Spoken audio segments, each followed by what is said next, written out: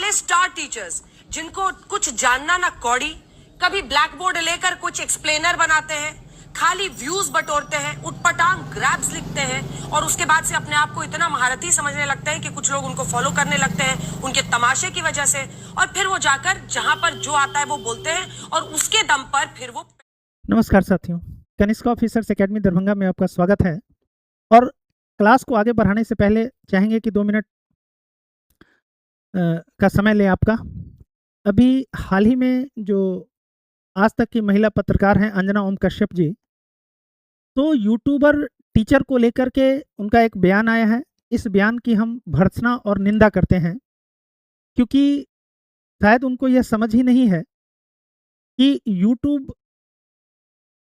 जब से यूट्यूब पर लोग टीचिंग करना प्रारंभ किए हैं, तब से पढ़ाई कितना आसान और सस्ता हो गया। जो पहले लोग दिल्ली, पटना और अलग अलग शहरों में जाकर के पढ़ते थे और एक मोटी रकम फीस के तौर पे कोचिंग में एक मोटी रकम जमा करते थे, तो आज के समय में वो पढ़ना और अपने गांव में बैठ के पढ़ना, अपने घर में बैठ के पढ़ना कितना सहज और आसान हो गया है। तो इसलिए सबसे पहले उनके इस वक्तव्य की आलोचना करते हैं, निंदा करते हैं। हाँ, एक चीज जरूर कहना है आपसे कि YouTube जब से प्रारंभ हुआ है तब से कहीं ना कहीं हम शिक्षकों ने भी कुछ न कुछ अपनी मर्यादाओं का भी उल्लंघन किया है कि व्यूज और रील्स पाने के प्रयास में जो है कई बार इस तरह से खुद को दिखाते और दर्शाते हैं कि आलोचना के पात्र होते हैं।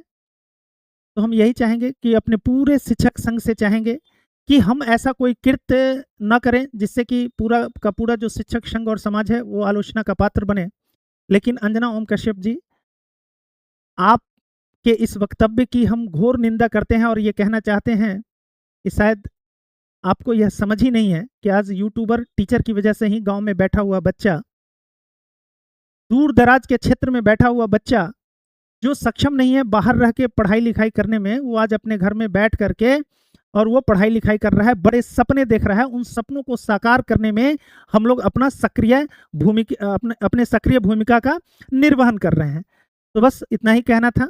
हम लोग भी अपनी मर्यादाओं का ख्याल रखें, उसका कभी उल्लंघन न करें। जो एक गुरुकुल परंपरा है, उस गुरुकुल परंपरा के दायरे में खुद को दर्शाते रहें, दिखाते रहें। तो चलिए